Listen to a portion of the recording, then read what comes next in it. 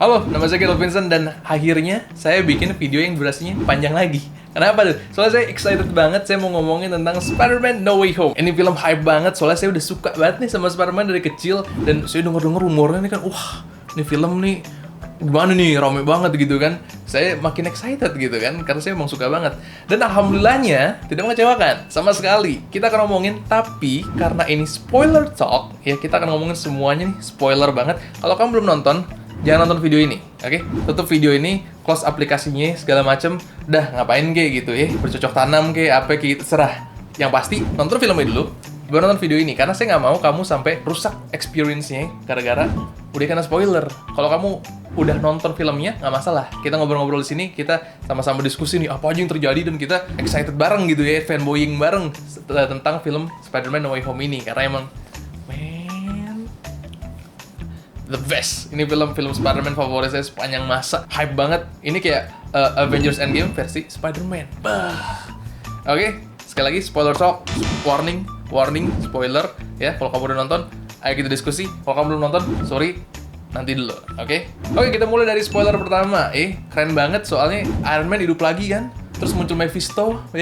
Enggak, bercanda. Soalnya kalau orang yang masih bandel nih kan, masih bandel belum nonton, tapi terus dapat mau nonton spoilernya, Iron Man hidup lagi gitu. Tolong enggak. Iron Man nggak hidup lagi, nggak ada Mephisto ya.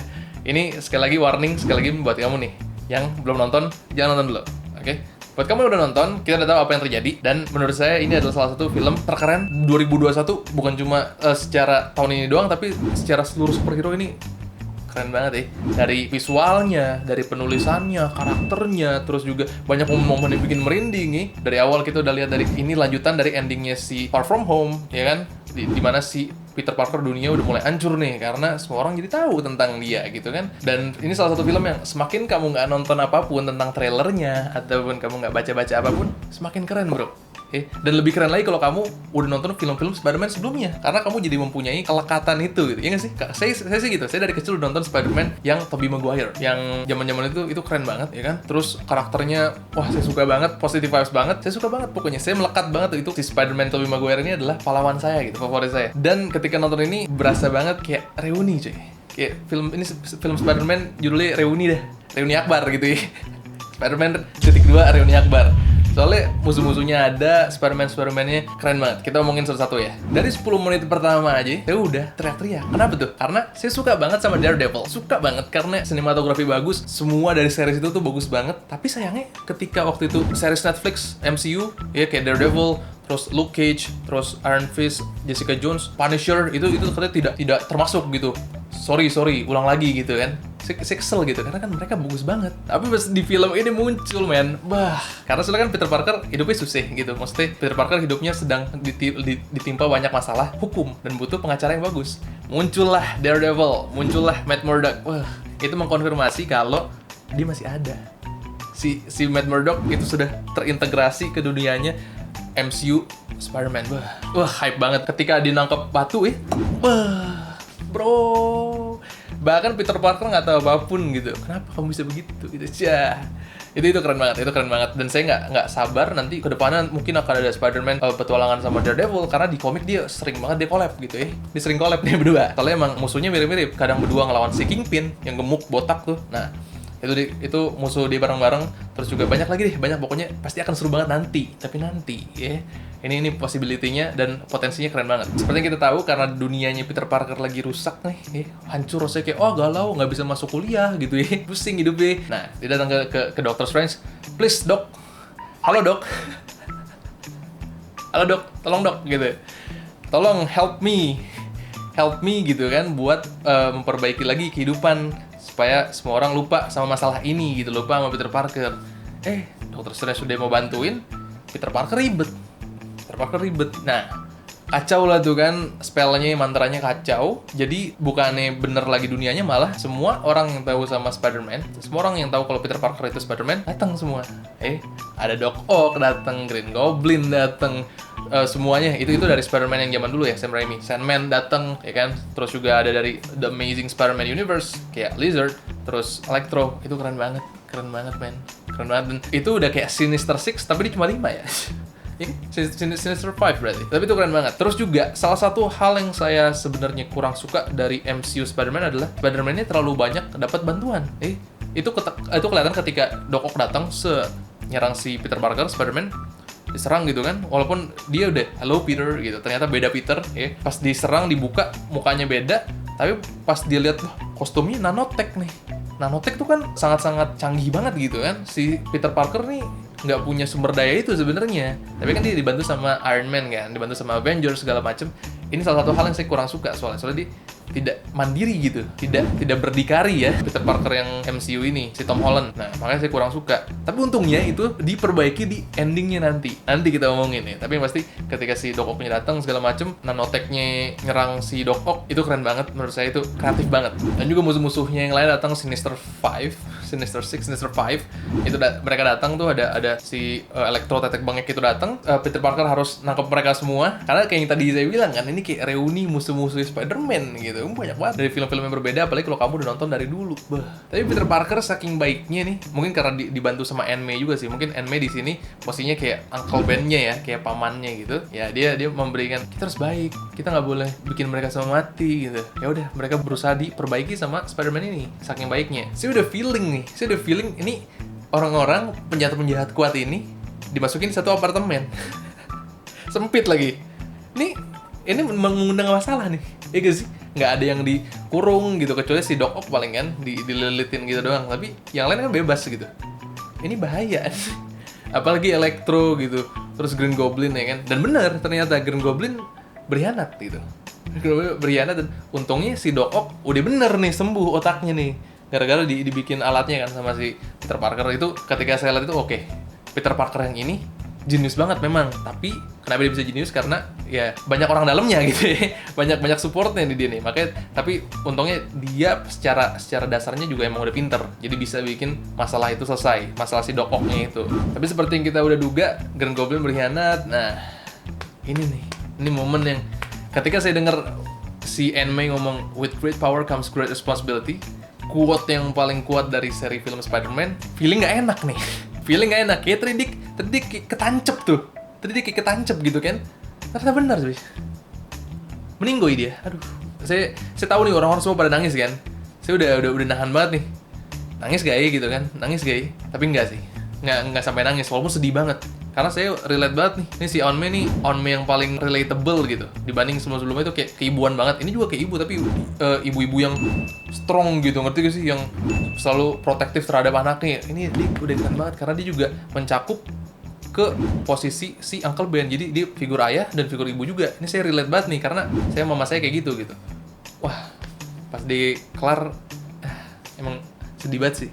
Parah. Makanya saya bilang kita nonton film ini kayak roller coaster kan. Sedihnya ada, abis bikin sedih nih, teriaknya ada. Karena di film ini kan si Ned dari semua orang kenapa Ned gitu. Tapi emang dibikin supaya dia jadi keren aja gitu kan. Nednya jadi bisa sihir bos. Yoi, Nednya bisa karena dia punya ringnya si sling ring kalau nggak salah, punyanya si Doctor Strange kan. Saya masih inget banget ketika scene ini datang. Saya yakin kamu juga tahu yang mana. Scene ini muncul, seluruh bioskop teriak.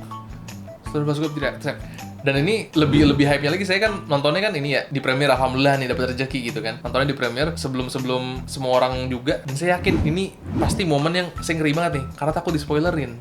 Nih gak sih? Ini momen yang sangat-sangat gila banget ketika Andrew Garfield datang. Spider-Man yang Andrew Garfield datang dan pecah banget itu. Ini karena menurut saya dia pas banget, dan saya masih inget banget nih, saya kan sering nonton interviewnya Andrew Garfield. Dia sangat-sangat meyakinkan kita, bilang, itu Photoshop. Kan ada foto ini muncul yang dia pakai kostum Spider-Man. Ini Photoshop. Terus bilang, enggak, saya tidak ada di film. Saya tidak ada. Saya excited mau nonton tapi saya tidak ada di filmnya. Emang aktor ya, namanya aktor kan. Jadi bukan bohong, di acting gitu kan. Itu apa aja men. Kayak, gila sih pas nonton. Wah, Andrew, Anda bohongin saya ya? Karena dia ada ternyata di sini. Dan karakter dia lucu. Setiap Peter Parker-nya punya karakter masing-masing. Peter Parker yang Tobey Maguire juga muncul coy. Jangan lupa, pas dia muncul pakai baju biasa, wah, hype-nya lebih gila lagi karena Tobey Maguire adalah Spider-Man favorit saya. Tobey Maguire nih lebih bijak gitu kan. Karena dia udah lama, dia udah paling tua kan. Dia lebih bijak, lebih kalem gitu kan. Kalau Andrew nih agak-agak selengean gitu kayak biasa. Dan itu memberikan dinamika yang keren banget. Tom Holland Spider-Man-nya begini, Andrew Garfield kayak begini, Tobey Maguire kayak begini, itu keren banget. Keren banget, dinamikanya keren banget. Dan akhirnya mereka bertiga bisa satu screen bareng, satu layar, men. Bener-bener kalau Avengers Endgame, ini bukan membanding-bandingkan ya. Avengers Endgame, hype-nya teriaknya pas Captain America, kalau saya ya, paling 2, pas Captain America ngomong, Avengers Assemble, itu gila banget. Dan yang satu lagi adalah ketika dia ngambil Mjolnir, gitu kan, itu, udah paling 2 itu mah hype banget, gila banget, teriak banget.